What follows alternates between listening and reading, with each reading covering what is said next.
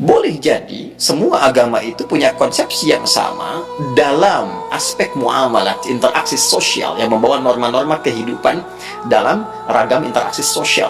Tapi bisa berbeda dalam konsepsi ibadah dan ketuhanan. Dan aspek ketuhanan yang paling pokok. Ya kan? Jadi kalau semua sama, berarti kan mesti ada yang spesial yang beda kan? Dan itu yang menjadikan Anda, saya, kita melihat yang spesial ini bagi saya, konsepsi Islam sangat jelas, tidak ambigu.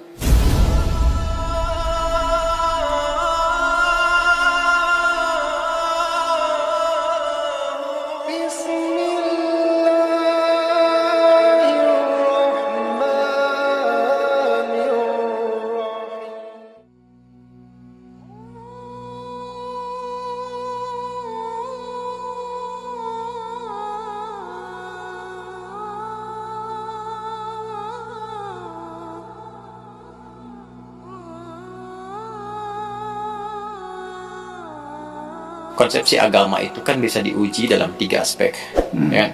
Satu aspek ketuhanan, teologinya. Yang kedua aspek ibadah, tata cara dia ibadah. Yang ketiga muamalah, yang mengatur pedoman dalam berinteraksi secara sosial, ya kan? Oke, boleh jadi di aspek yang ketiga, semua menunjuk kepada yang benar, mengajarkan interaksi yang benar dengan sesama. Silahkan Anda cek ya. Pasti semua agama mengatakan harus jujur, nggak boleh mencuri, kan? Nggak boleh berzina dan sebagainya. Jadi kalau ada yang membolehkan berzina, menipu dan sebagainya, dipertanyakan konsepsi keagamaannya. Di aspek yang ketiga ini, secara hukum sosial, semua bisa sepakat. Tapi dikatakan agama harus memenuhi unsur 2 lagi. Konsepsi ibadahnya bagaimana? Di agama pasti ada ibadah, karena ibadah itu konsekuensi dari keadaan seorang hamba yang menuhankan sosok Tuhan. Pembuktian dari sifat menuhankan itu adalah ibadah. Harus menyembah Tuhannya. Bagaimana konsepsinya? Caranya bagaimana dia beribadah? Diatur tidak? Cara dia ibadah seperti apa? Ditunaikan kapan? Bagaimana teknisnya? Apa maknanya? Apa hikmahnya? Apa implementasi ibadah itu bagi kehidupan? Di titik ini pasti akan ada perbedaan. Saya sebagai Muslim, ya, dengan saudara-saudari kita sebangsa setanah air dan non-Muslim, konsepsi ibadahnya pasti beda. Ya, saya di Islam. Kenapa saya meyakini Islam misalnya? Karena konsepsi ibadah saya, ya, yang saya jalani dalam Islam itu menurut saya yang paling sesuai, paling lengkap, paling akurat, paling rasional. Ya, dari sisi sholatnya misalnya, ibadah pokok itu kan sholat. Waktunya jelas diatur, kapan saya mesti sholat, panggilannya jelas. Kemudian bagaimana penampilan saya saat akan menunaikan sholat jelas. Apa yang harus saya lakukan sebelum sholat jelas. Sebelum sholat kamu wudhu dulu. Ada langsung firmannya dari Allah, bukan rekayasa manusia, bukan buatan Nabi Muhammad SAW. Kan? Langsung dari Tuhan. Nih, Quran surah ke-5 ayat yang ke-6. Di cara wudhunya begini, diatur, diterangkan oleh Rasul. Begini prakteknya. Kemudian sebelum sholat kenakan pakaian yang terbaik. Bahkan sejak ada panggilan dari masjid kita dengar. Quran surah ke-7 ayat 31. Ya bani Adam khudzu zinatakum 'inda kulli masjid.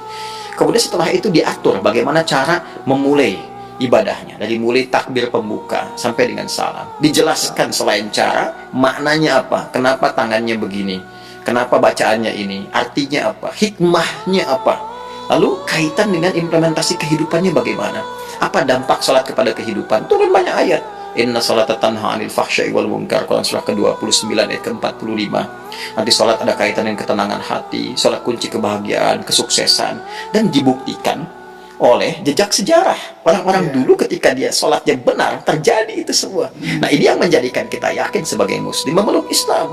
Bagi penganut agama lain, punya konsepsi sendiri. Kita nggak bisa paksakan semua sama di titik ini dalam konsep keberagamaan. Apalagi kalau sudah masuk ke konsep teologis, ketuhanan. Ya kan? Nah, untuk menentukan agama ini, ya, benar sebagai agama, kan mesti punya konsep ketuhanan. Nah, Islam pun menawarkan kepada kita secara ilmiah dan objektif untuk menguji. Bagaimana sih standar untuk menetapkan zat itu sebagai Tuhan? Ya kan? Apa ukuran-ukurannya? Maka Islam menyampaikan, misalnya di Quran surah ke-42 Asy-Syura ayat yang ke-11, laisa kamitslihi syai' di ujung ayatnya. Ya, sifat Tuhan itu nggak boleh sama dengan selain Tuhan. Ya, harus beda, 100% harus berbeda. Ya, jadi kalau misalnya manusia ini lemah, maka Tuhan mesti lebih kuat. Nggak boleh sama dengan makhluk. Kan? Kalau manusia berpasangan, Tuhan itu harus esa, harus tunggal misalnya. Demikian banyak hal yang bisa ditampilkan. Nah, konsepsi teologi ketuhanan ini setiap agama itu pasti berbeda, ya kan? Tinggal kita uji. Kan negara memberikan kepada kita hak penuh merdeka untuk memilih. Dan dahsyatnya Al-Quran memberikan kesempatan kepada kita itu secara merdeka, terbuka untuk memilih. Bahkan dalam aspek teologi di Quran surah ke-47 Muhammad ayat yang ke-19 kata Allah, fa'lam, Anda mesti punya dasar pengetahuan, annahu, untuk menetapkan la ilaha illallah, untuk menetapkan tiada Tuhan selain Allah. Jadi untuk menetapkan konsep ilahiyat, teologis, ketuhanan yang meyakinkan kepada kita, oh ini Tuhan saya Allah. Ya kalau ditanya kenapa Anda nggak pilih Tuhan yang lain, kata Allah, Anda jangan sekedar bersyahadat misalnya, mengatakan asyhadu an la ilaha illallah, itu syarat pertama menjadi muslim, syahadat. Tapi kalau Anda ingin kuat, ya dengan syahadat itu, dengan keyakinan teologi Anda itu menuhankan Allah, ini ilmunya loh. Makanya di Islam ada akidah, ilmu tauhid, fikul akbar. Nah, jadi boleh jadi semua agama itu punya konsepsi yang sama dalam aspek muamalat, interaksi sosial yang membawa norma-norma kehidupan dalam ragam interaksi sosial. Tapi bisa berbeda dalam konsepsi ibadah dan ketuhanan, dan aspek ketuhanan yang paling pokok. Ya kan? Jadi kalau semua sama, berarti kan mesti ada yang spesial, yang beda kan? Itu yang menjadikan Anda, saya, kita melihat yang spesial ini. Bagi saya, konsepsi Islam sangat jelas, tidak ambigu. Ya, menentukan ketuhanan jelas. Fa'lam annahu la ilaha illallah. Innani anallahu la ilaha illa ana fa'budni. Ya, saya Allah, kata Allah, nggak ada Tuhan yang dipertuhankan selain saya. Ya, maka sembah saya. Saya mencari, saya membandingkan, melihat dengan keyakinan lain. Oh, saya temukan yang paling jelas. Tidak ambigu, tidak susah dipahami sebagai muslim ya. Ya, dan saat yang bersamaan ketika kita meyakini Allah pun sebagai Tuhan, memeluk Islam, beribadah dalam Islam, saat yang bersamaan tetap diminta oleh Al-Quran, la ikraha fid din, gak boleh paksa orang. Indah gak? Lakum dinukum waliyadin. Hormati keyakinan orang lain. Kamu meyakini Islam sebagai agama yang benar, ya, tapi hormati orang lain juga. Ya, jelaskan keislaman Anda itu lewat penampilan Anda, karakter Anda, perilaku Anda, sifat dan sikap Anda. Kalau ditanya, jelaskan, jawab, dan sebagainya. Indah gak? Jadi di situ titik perbedaannya. Jadi nggak bisa kita katakan semua agama sama, karena konsepsi dasarnya itu berbeda. Paham sekarang? Kalau paham berarti nggak ditanya lagi.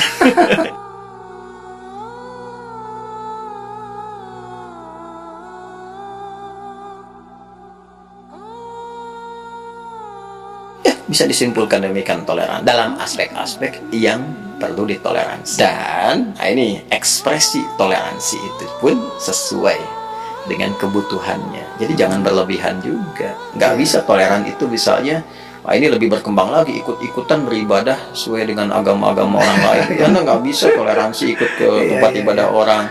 Justru itu intoleran yang sangat tinggi. Paham nggak maksudnya? Intoleran yang sangat tinggi. Kenapa? Kenapa? Karena saat dia hadir di tempat orang itu, hati dia meyakini bahwa itu salah. Tapi dia terpaksa hadir di situ untuk mewujudkan konsepsi yang salah. Saya toleran nih, datang ke tempat ibadah orang lain, tapi di hati dia mengatakan ini salah, ini nggak benar nih. Nah itu kan kalau dalam bahasa agama nifaq, munafik, hipokrit gitu kan. Jadi saya kira itulah.